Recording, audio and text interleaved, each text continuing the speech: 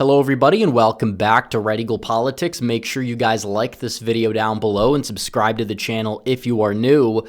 So Canada, our neighbors to the north, will be having an election take place tomorrow to determine who their prime minister is going to be moving forward until the next election that they will have. And this is something that a lot of people have been talking about lately. There's been, this massive reversal of fortunes in Canada because what did they do? Well, they got rid of Justin Trudeau, and Justin Trudeau was historically unpopular. They basically did to Trudeau what they did to Joe Biden. And then he is forced out, essentially. They replace him with a fresh face with the same policies, known as Mark Carney, to be the Liberal leader. And he's really been running on capitalizing on Canada and differentiating Canada from Trump and the United States and all this like 51st state talk. It's riled up a lot of Canadians, and the Canadian Liberals have been capitalizing on it better, and the Canadian Conservatives have kind of gotten a little distracted by it, and a lot of people are, blaming Donald Trump for it. There's a lot of blame to go around, actually, and we'll talk about who I believe is really to blame for this collapse, but you look at what's going on here. This is an election that's going to be determined kind of like how the House of Representatives in the United States is determined. They have parliament, they have their districts, which are called ridings, and whoever wins said riding, first past the post is going to win that seat. Technically, the Conservatives won the popular vote for the past two elections in Canada. Not a majority, but a plurality, but they did not get a majority of seats because of the fact that it wasn't an efficient coalition that they had, and the Liberals are splitting the votes with these, other left-wing parties, mainly the NDP. You have the Green Party, and then you have like the Bloc Québécois, which is not exactly like as left-wing. They're kind of like Quebec nationalists, but they're not like, right-wing necessarily. They're kind of just like center to center left, if anything, but they're very nationalistic. They look out for Quebec's interests, and they do really well in Quebec, but they don't have a party anywhere else. But you are seeing what's going on in this election that you have. In the past election, what we saw was you had the Conservatives, and they were weak, by the way. They would run these people who were extraordinarily weak, and you had the People's Party, which is run by Maxime Bernier, who got 5% of the vote. If the Conservatives got those voters, then they would have won. But at the end of the day, a lot of people just said there's no difference between Trudeau and O'Toole, who was a huge tool. He's like goes to pride parades and stuff. Calls himself conservative. And I understand, Canadian conservatives are going to be more moderate. Like, I'm not expecting Pierre Poilievre to go out there and, just talk about how pro-Trump he is, which he's not, by the way. In fact, he's the opposite. But the strategy has been a little bit weak for them because they cave more than they try to appeal to certain issues that would benefit them, like the poor leadership. And everybody admits Trudeau is weak and mass immigration is becoming more unpopular, and Poilievre was doing great against Trudeau. He hasn't really been handling the candidate switch very well. They basically did to Trudeau what they did to Joe Biden, except the fact that Mark Carney is not being tied effectively in the messaging to Trudeau, even though he could be, the way that Kamala Harris was tied to Joe Biden. And of course, she had a lot of other personal baggage. Mark Carney is basically somebody who's very generic to the point where, he's able to go out there and gain support from a lot of these liberal Canadians that were supporting other parties. So we could look at the polling, which I think is very important too, and you could look at the polling over time here, and you can see that there was a big jump for the Liberals. Now, it's still close-ish. The Conservatives are still in the mid-30s. They're polling higher than the result that they got in most polls last election. And it's not like a technical sure thing that Pierre Poilievre is going to lose, but he probably is going to end up losing at the end of the day. But there you see this big, massive turnaround. And honestly, a lot of people said it was all Donald Trump talking about Canada being the 51st state. And while that has become an issue, and while the tariffs have definitely become an issue, and it's become a rallying cry for Canadian Liberals, the collapse of the NDP and the Green Party, and even some of the Bloc Québécois support has probably been the biggest factor that has driven up support for the Liberals, because you are seeing the fact that you have a new leader. People didn't like Trudeau, and these left-wing third parties, a lot of people are kind of coalescing behind Carney. And the Conservatives are not effectively tying Carney to Trudeau. In fact, Pierre Poilievre is spending more time attacking Donald Trump than he is attacking Mark Carney at times and trying to effectively tie him to Trudeau. And like I said, I think that Trump in Canada is not an issue that you want to support. You don't want to support Trump in Canada if you want to win, even as a conservative in Canada. You need to say, yeah, well, he's, doing this under your leadership. He could effectively attack it. And I'm sure you could find isolated instances of the Canadian Conservatives doing that, but it's not really like they're setting the narrative on it. In fact, they'll come out and say, yeah, we don't like Donald Trump either. But the Liberals are the ones that are really driving that home, and you just not offering an alternative viewpoint that could gain support, that's not going to help you.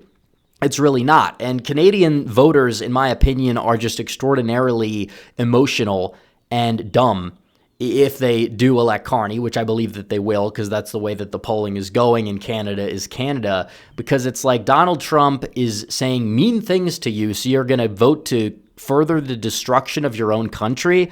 It doesn't exactly add up. It's just emotional, honestly, anti-Americanism as a whole, what we're seeing in Canada. So it's possible, the polls, could it be some response bias thing like we saw in America for a while?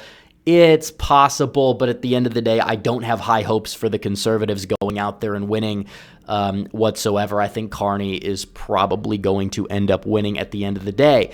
And that's the way things stand. And it's kind of sad because, Canada, Poilievre is not perfect. We understand that. But at the end of the day, he would be a hell of a lot better. But the fact that he's caving on certain issues is also causing a lot of his own voters to become disillusioned. You don't gain anything by caving on immigration. That's not going to win you support. Even in Canada, it's become unpopular. Even Trudeau had to moderate his stance, at least rhetorically, on the issue because of it. Just like what we saw with Labour in the UK and some of these other parties that were liberal over in Western Europe, it's the same thing. They'll soften their rhetoric. They're not going to actually, soften their actions when they're in office, but it's not a winning issue for them to be pro-mass immigration. And for conservatives just to cave in these other countries, they're not doing themselves really any favors. And it's you could blame Trump all you want for it. Has that played a role in the discourse in Canada? Of course it has played some role. I think that Trudeau being forced out has played arguably even more sizable role. And I think that that's really what's caused this, because if Trump was still doing his thing, Trudeau would not have really gained support. He would have looked weaker.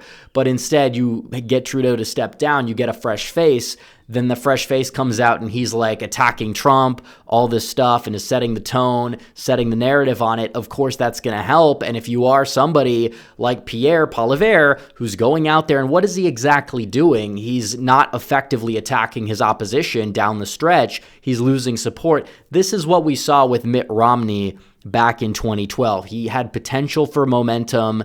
And what did he exactly do? He could not set the narrative against Obama. He got completely defined, and he just was weak. He was pathetic. And I understand that you're not going to have a super, right-wing candidate. You're going to have somebody who has some liberal positions because it is Canada. Canada is very liberal on certain things, but still there is this, I guess you would say, energy that is somewhat nationalistic. And you're not able to manipulate that for your own benefit, and you're ceding ground to the globalist liberals because it's we'll stand up to Trump, and that's our idea of what nationalism is, even though mass immigration has become unpopular to the point where even the liberals are coming out and saying, yeah, it's too much. But you have Pierre Poilievre. He's not exactly going on offense. That's causing some problems for him electorally, in my opinion, as well. So we'll see what happens. We will be live streaming the election tomorrow night because it is an election. It's probably the biggest election that's going to be taking place this year outside of the United States. You have a lot of people paying attention to it. We'll definitely be watching the results as they come in tomorrow, at least for some of the night. I know that some of the polls close at 5 p.m. We'll probably start a couple hours after that when you get the real results out of Quebec and Ontario, the populated states, and that's the way it is. So in terms of a prediction, it's like, yeah, conservatives probably win Alberta. They probably win Saskatchewan. They, possibly are going to win like Manitoba as well. I think they're going to do better than they did if you look back at 2021. At least percentage-wise, I think they're going to get above 33.7. They might even get closer towards 40, but, the NDP is probably going to lose support. These other parties are going to lose support, and that's not exactly something that is going to end up being all that beneficial. But it is true, conservatives arguably outran expectations a little bit in the last election. Could they do it again? Could it be closer? We'll have to wait and see, but it's like you had a 90-some% chance of victory, and you squandered that. You can put the blame on anything you want, but that at the end of the day is going to be on you because you couldn't handle the narrative down the stretch. And if you let these people set the narrative, you know what's going to happen. So you could point fingers and blame Donald Trump and blame, Trudeau being gone or whatever. But it's like this party is the same party. It has the same policies. And if you can't effectively communicate that to voters, I don't know what to tell you. And there is blame to be put on the voters if so many voters truly are impulsive to the point where, we're going to vote for the Liberals and to destroy our own country because Donald Trump said mean things and he's like not liberal or something like that. Even though Trump did come out and endorse Carney, by the way, which actually I think was smart on his part if he wanted Pierre to win, which maybe he does want Carney to win because it's weak leadership. And maybe you could make the case that that would benefit us, but it's not going to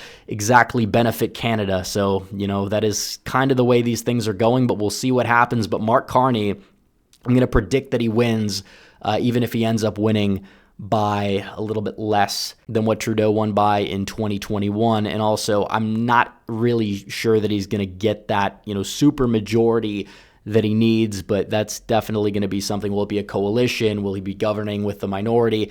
That's a whole nother thing, but I do believe that he is going to stay and remain prime minister. I hope I'm wrong for the sake of Canada, but Pierre's been kind of weak down the stretch, and he has only himself to blame for losing. So anyways, guys, thanks for watching this video. Like this video down below, comment down below, subscribe to the channel, hit the bell for notifications so you never miss another video.